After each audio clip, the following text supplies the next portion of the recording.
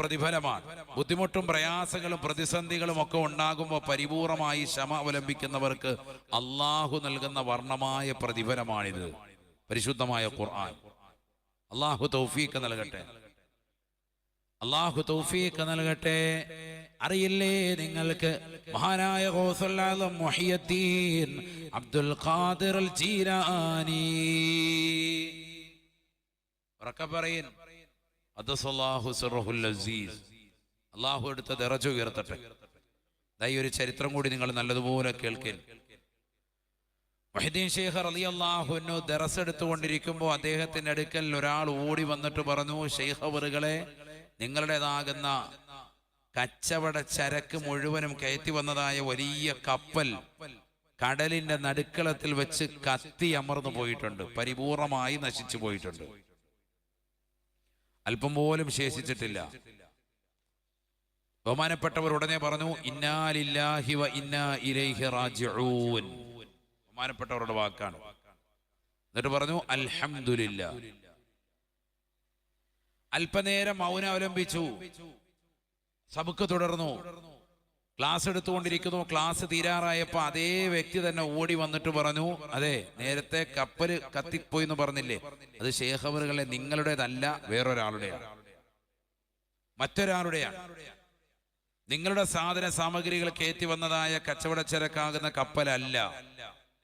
ബഹുമാനപ്പെട്ടവർ ഉടനെ വീണ്ടും പറഞ്ഞു, ഇന്നാ ലില്ലാഹി വ ഇന്നാ ഇലൈഹി റാജിഊൻ, അൽഹംദുലില്ലാ.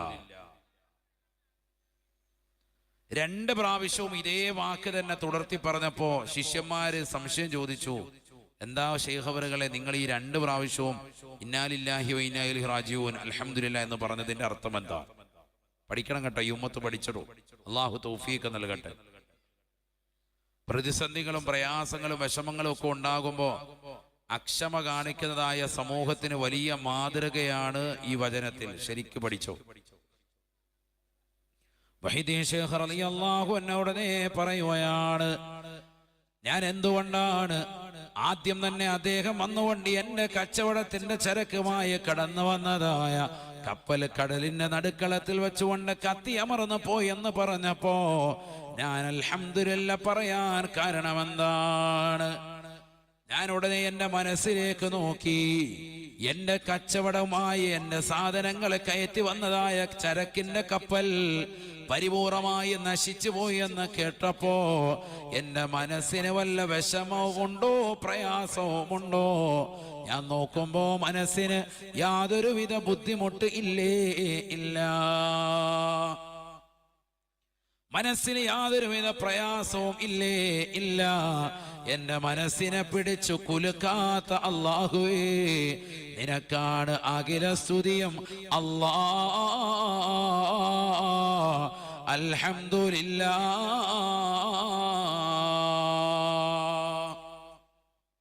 ഭൗതികമാകുന്ന ലോകത്തിന്റെ ലാഭം ഉദ്ദേശിക്കാതെ ആഖിറത്തിന്റെ ചിന്തയിലേക്ക് മാത്രമായി എന്റെ മനസ്സിനെ തിരിച്ചതായ അല്ലാഹുവേ, നിനക്കാണ് അഖില സ്തുതിയും അല്ലാ.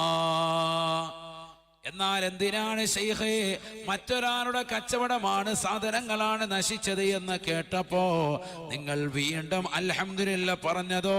അതെന്തിനാണ്? എന്തിനാണ്? മുഹ്യിദ്ദീൻ ശൈഖ് റളിയല്ലാഹു അൻഹു പറയുകയാണ്, മറ്റൊരാളുടെ സാധനങ്ങളാണ് നശിച്ചത് എന്ന് കേട്ടപ്പോ ഞാൻ വീണ്ടും എൻ്റെ മനസ്സിലേക്കൊന്ന് നോക്കി. അല്ലാഹുവേ, എൻ്റെ മനസ്സിൽ വല്ല സന്തോഷവും തളം കെട്ടിയിട്ടുണ്ടോ? എൻ്റെ സാധനങ്ങളല്ല, മറ്റൊരാളുടെ സാധനങ്ങളാണ്, സാമഗ്രികളാണ്. അദ്ദേഹത്തിന്റെ ദുന്യവിയായ ജീവിതത്തിന് ഉപകരിക്കുന്ന വസ്തുക്കൾ മുഴുവനും പരിപൂർണമായി കടലിന്റെ നടുക്കളത്തിൽ വെച്ചുകൊണ്ട് നശിച്ചു എന്ന് കേട്ടപ്പോ എന്റെ അല്ല മറ്റൊരാളുടെയാണെന്ന് കേട്ടതിന്റെ അടിസ്ഥാനത്തിൽ എന്റെ മനസ്സിൽ വല്ല സന്തോഷവും വന്നിട്ടുണ്ടോ എന്ന് ഞാൻ നോക്കിയപ്പോ ഇല്ല ഇല്ല ഇല്ല ഇല്ല. എന്റെ മനസ്സിന് യാതൊരു ചാഞ്ചല്യവും വന്നിട്ടേ ഇല്ല. തുടക്കത്തിൽ എവിടെയാണോ മനസ്സുണ്ടായിരുന്നത് അതേ സ്ഥലത്ത് തന്നെ എന്റെ മനസ്സ് നിൽക്കുകയാണ്. എന്റെ മനസ്സിനെ ഇളക്കാതെ, പതറാതെ, ചിതറാതെ പിടിച്ചു നിർത്തിയതായ അല്ലാഹുവേ, അൽഹംദുലില്ലാ, അഖില സ്തുതിയും നിനക്കാണ് അല്ലാ. ഞാൻ രണ്ടാമതായി അൽഹംദുലില്ലാ പറയാനുള്ള കാരണം അതാണ് എന്ന് മഹാനായ മുഹ്യിദ്ദീൻ ശൈഖ് റളിയല്ലാഹു അൻഹു. എത്ര മനോഹരമായ ചിന്തയാണ് മുഅ്മിനേ. നമുക്ക് സാധിക്കുമോ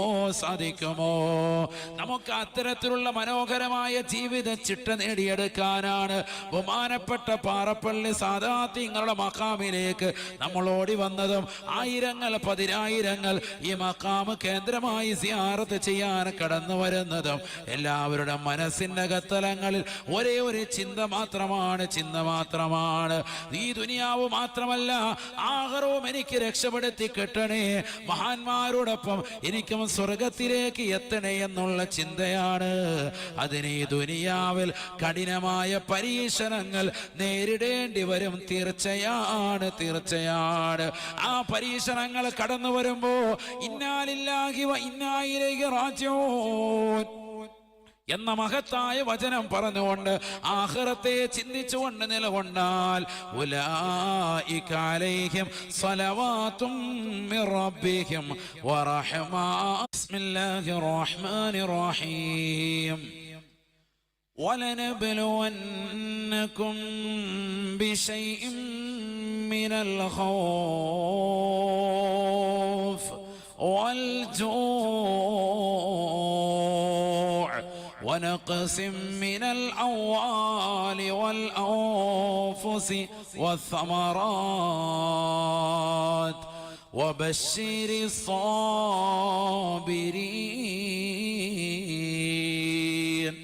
പരിശുദ്ധമായ ഖുർആനിലൂടെ അല്ലാഹു സുബ്ഹാനഹു വ തആല ഓർമ്മപ്പെടുത്തുകയാണ്, തീർച്ചയായും മനുഷ്യ മാനവ അല്ലാഹു നിങ്ങളെ പരീക്ഷിക്കുമേ, ഉറപ്പായും അല്ലാഹു നിങ്ങളെ പരീക്ഷിക്കുമേ.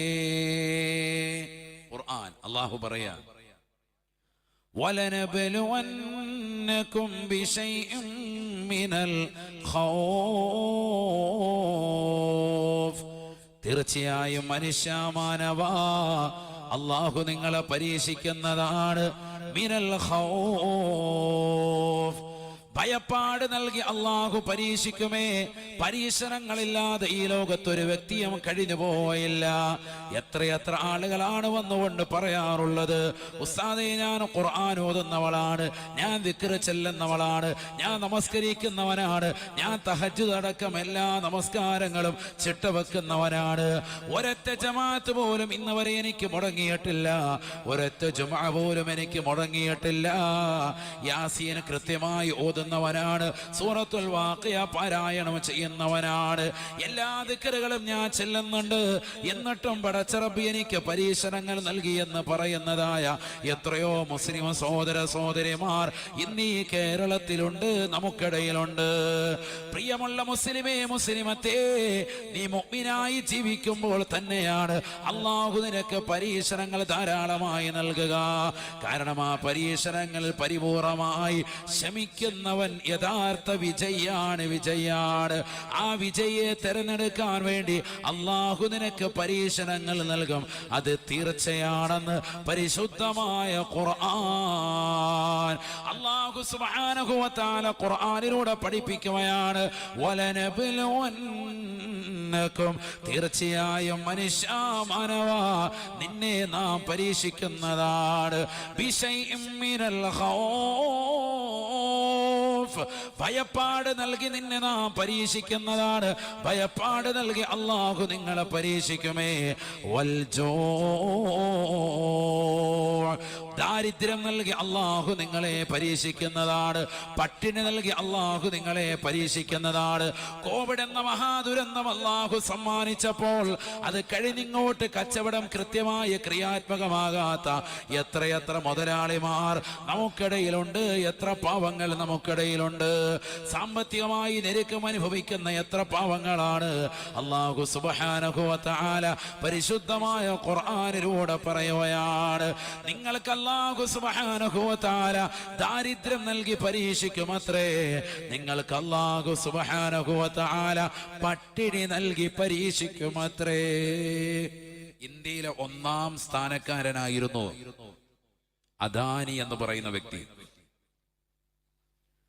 അദ്ദേഹം ഇപ്പോൾ 27-ാം സ്ഥാനത്തേക്ക് പിന്തള്ളപ്പെട്ടു. സഹോദരങ്ങളെ ചിന്തിക്കണം, വളരെ കുറഞ്ഞ ആഴ്ചക്കുള്ളിൽ, 2 ആഴ്ചക്കുള്ളിൽ അദ്ദേഹത്തിന്റെ സ്ഥാനം എത്തി നിൽക്കുന്നു 27.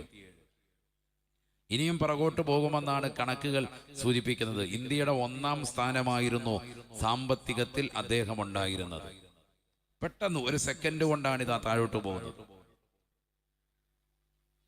ഞാനതാ സൂചിപ്പിച്ചത്, ഏത് വ്യക്തിയായിരുന്നാലും, ഏത് കൊലകമ്പനായിരുന്നാലും ശരി, അല്ലാഹു സുബ്ഹാനഹു വ തആല പരീക്ഷണം നൽകും. അത് തീർച്ചയാണ്, ഉറപ്പായിട്ടും ഉണ്ടാകും, ഏത് വ്യക്തിയായിരുന്നാലും. വനഖസിം മിനൽ അംവാലി വൽ അൻഫുസി വസ്സമറാത്ത്.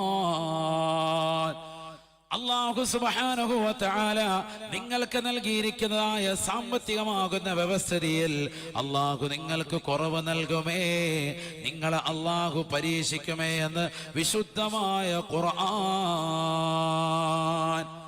നീ ഒരുമിച്ച് കൂട്ടിയതാകുന്ന സമ്പാദ്യങ്ങളൊക്കെ സെക്കൻഡ് കൊണ്ട് ഇല്ലാതാകുമത്രേ. നീ പണിതുയർത്തിയതാകുന്ന മാളിക സൗധങ്ങളും കെട്ടിടങ്ങളും ഒക്കെ അല്ലാഹു വിചാരിച്ചാൽ